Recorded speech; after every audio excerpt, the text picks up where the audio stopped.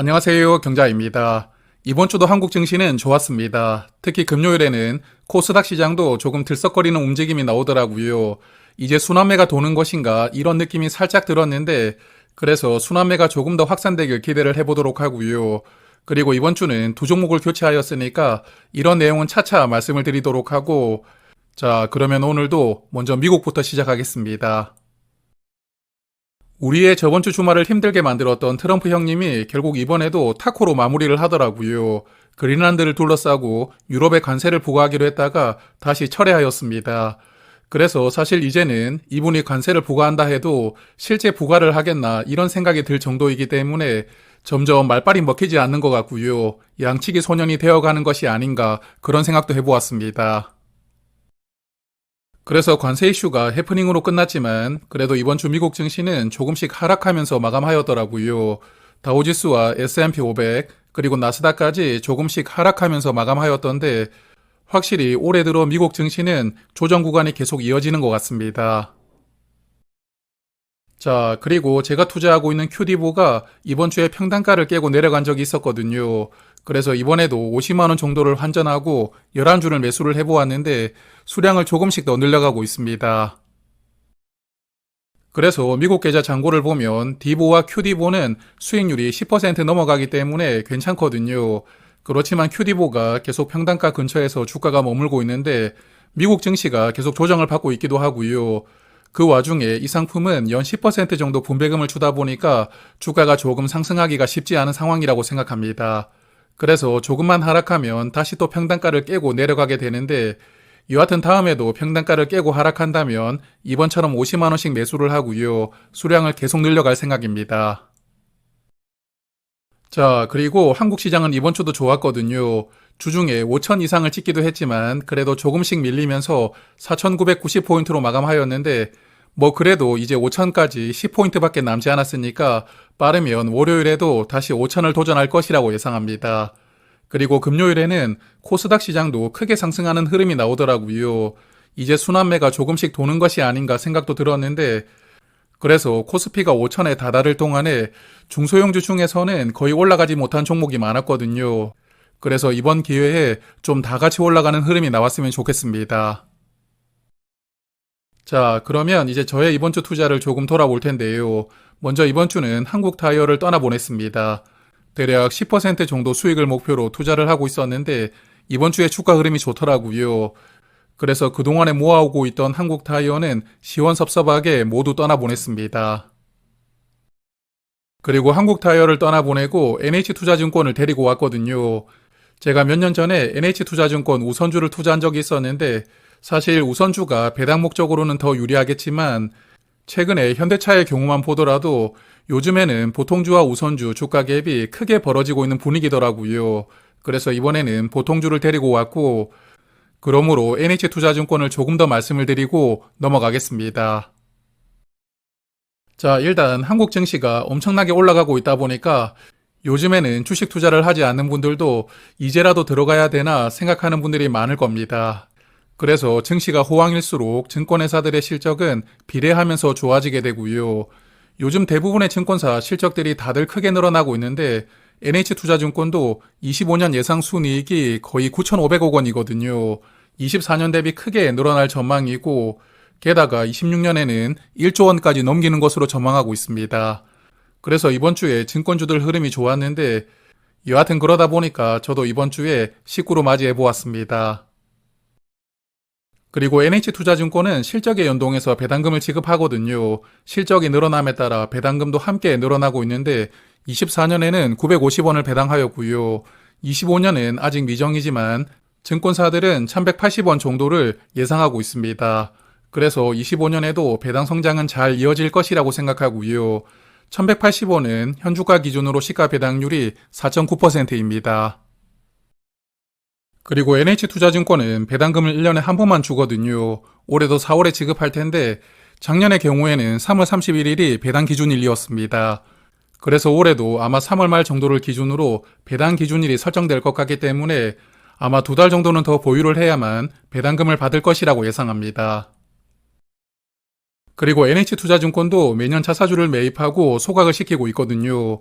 25년에도 500억 원 규모로 매입하고 소각을 시켰는데 사실 주식 소각 규모가 큰 편은 아니기 때문에 주식 소각은 그냥 보너스로 생각을 하시고요.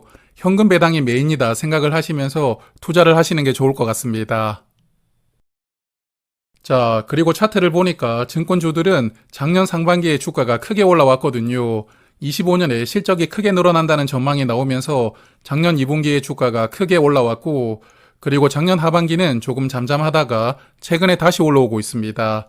그래서 사실 이 종목도 코스피가 급등하는 시기에는 주가가 거의 올라가지 못했기 때문에 이번 주 순환매 흐름 속에서 주가가 상승했다고 생각하고요. 여하튼 이번 주에 올라오면서 작년 여름에 고점을 뚫어냈거든요. 그래서 배당 기준일 전까지는 괜찮은 흐름을 예상하고 있는데 일단 아직까지 수량이 그렇게 많지 않으니까요. 다음 주도 주가 흐름을 조금 관찰해보고 조금씩 더 모아갈 생각입니다.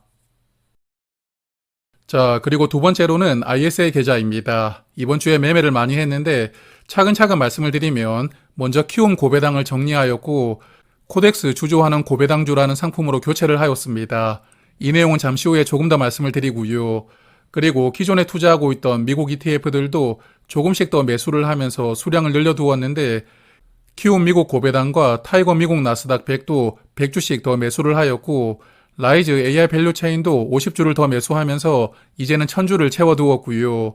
그리고 코덱스 미국 소프트웨어가 이번 주에 주가가 크게 하락했기 때문에 이번 주에만 400주를 매수하면서 물을 적극적으로 탔습니다. 그래서 두 종목을 말씀을 드릴 텐데 먼저 이 종목부터 조금 말씀을 드려보겠습니다. 자, 코덱스 미국 AI 소프트웨어 탑10은 팔란티어와 구글 그리고 오라클처럼 소프트웨어 관련 기업에 투자하는 상품이거든요. 그래서 이번 주에 왜 주가가 이렇게 떨어졌나 했더니 구글은 나름 버텨주었는데 팔란티어와 오라클 등 나머지 AI 기업들은 조정을 조금 받고 있더라고요. 그래서 가장 큰 비중으로 투자하고 있는 팔란티어만 보면 올해 초에 $200 이상까지 올라갔다가 한번 크게 빠졌고요. 조금 회복하는 듯 하더니 다시 또 빠지고 있습니다. 그래서 사실 미국의 AI 관련 종목들도 반도체 기업들은 분위기가 좋지만 나머지 종목들은 분위기가 그다지 좋지 못하는 것 같습니다.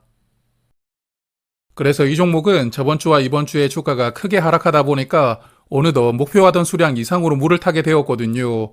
원래 계획은 800주까지 모아보고 가지고 있을 생각이었는데 이번 주에 1000주까지 늘어났습니다. 그래서 혹시나 주가가 13,000원대 중반까지 내려오면 추가로 더 매수를 해보고요. 그리고 평단가를 회복한다면 그때는 800주만 남겨두고 나머지는 정리하면서 비중을 조절해 나갈 생각입니다. 자, 그리고 이번 주는 키움 고배당을 정리를 하였거든요. 작년 여름부터 투자를 시작했다 보니까 투자한 지 6개월 정도 시간이 흘렀는데 6개월 기준으로 주가가 10% 정도 올라왔지만 같은 기간 동안에 플러스 고배당주는 17% 정도 상승했더라고요. 그래서 성과가 나쁜 것은 아니지만 그래도 고배당 상품 중에서는 성과가 조금 부진하였습니다. 그래서 키움 고배당을 정리하고 이번 주에 새롭게 상장한 코덱스 주조하는 고배당주 ETF로 종목을 교체하였는데요.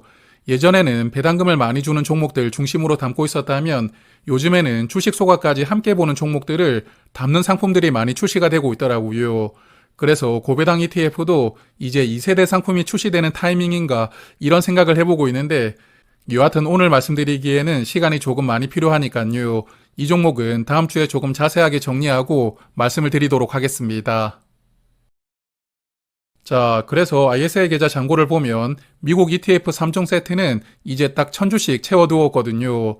라이즈 AI 밸류 체인, 코덱스 미국 배당 커버드 콜, 그리고 타이거 미국 나스닥은 1000주씩 채워두었으니까 숫자가 조금 깔끔해진 것 같고요. 그리고 DN 오토모티브와 메리츠 금융지주는 수량이 많지 않기 때문에 주가가 조금 올라가면 정리를 하면서 ISA 계좌에서는 종목수를 조금씩 줄여나갈 생각입니다. 그리고 키움 미국 고배당은 이제 800주가 되었는데 적당한 타이밍에 200주 더 매수하고 1000주를 만들어 둘 생각이고요.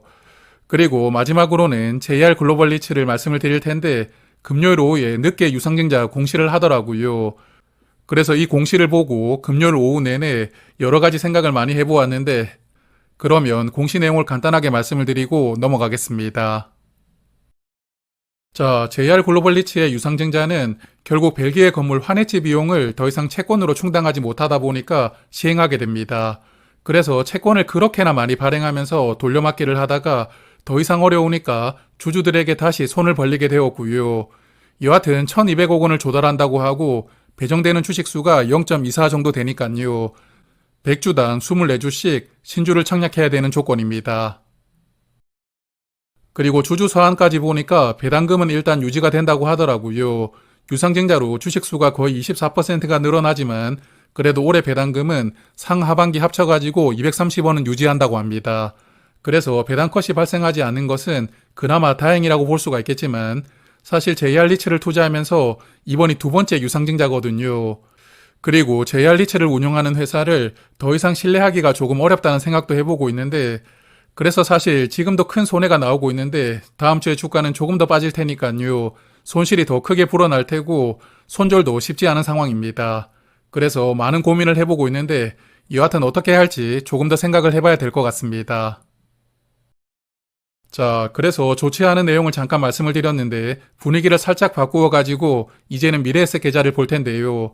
저번 주에 새롭게 데리고 왔던 미스터홀딩스를 이번 주에 조금 더 사보려고 계속 째려보고 있었거든요. 그런데 제가 볼 때마다 주가가 조금씩 올라가고 있었고 그러다 보니까 사지 못하고 있다가 결국은 금요일 오후에 질러버렸습니다. 그래서 이번 주 거의 최고점에 매수를 하게 되었는데 더 사고 싶지 않은 종목은 계속 내려가고 또 이렇게 더 사야 되겠다 마음먹은 종목들은 주가가 올라가 버리니까요. 투자라는 게 참 마음먹은 대로 되지 않는다 이런 생각을 또 이번 주에 많이 해보게 되었습니다. 자, 그래서 미래에셋 계좌 잔고를 보면 타이거 미국 배당 다우존스는 저번 주와 주가가 거의 비슷했던 것 같고요. KT도 현재는 8% 정도 수익 구간이기 때문에 일단 이 수량 그대로 4분기 배당금을 받을 생각입니다. 그리고 미스터홀딩스는 이제 200주로 늘려두었는데 여하튼 수량을 조금 더 늘려볼 생각이거든요. 다음 주도 주가 흐름을 보면서 판단을 해봐야 될 것 같습니다. 그리고 메리츠 금융지주도 주가가 천천히 올라가고는 있지만 그래도 플러스로 전환하였고 VT도 이번 주는 주가가 조금 회복하더라고요. 그리고 제가 댓글을 보니까 이 종목은 저뿐만 아니라 구독자 여러분들 중에서도 마이너스인 분들이 많은 것 같은데 여하튼 이제 정말 내릴 만큼 내렸으니까요. 다음 주부터는 조금 단단하게 움직여주길 바라보도록 하겠습니다. 자, 그리고 마지막으로 볼 계좌가 월배당 ETF만 모아가는 가족 계좌입니다. 이 계좌에서 모아가는 종목 중에서는 코덱스 미국 AI 테크 커버드 콜이 이번 주에 평단가를 깨고 주가가 내려왔거든요. 그래서 그날 100만 원을 더 매수했고 물을 조금 더 타두었습니다. 그래서 장고를 보니까 플러스 고배당주 주가가 크게 올라가 있더라고요.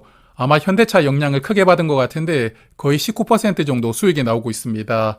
그래서 추가로 더 사는 게 부담스럽긴 하지만 그래도 다음 주에 분별하게 나올 테니까요.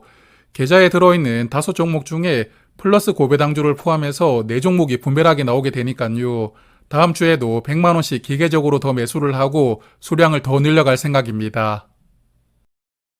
자, 그러면 오늘 준비한 내용은 여기까지였고요. 저는 다음 주 주말에 다시 찾아뵙도록 하고 한 주 동안 건강하시고 또 자산도 조금씩 더 불려가시길 바라겠습니다. 고맙습니다.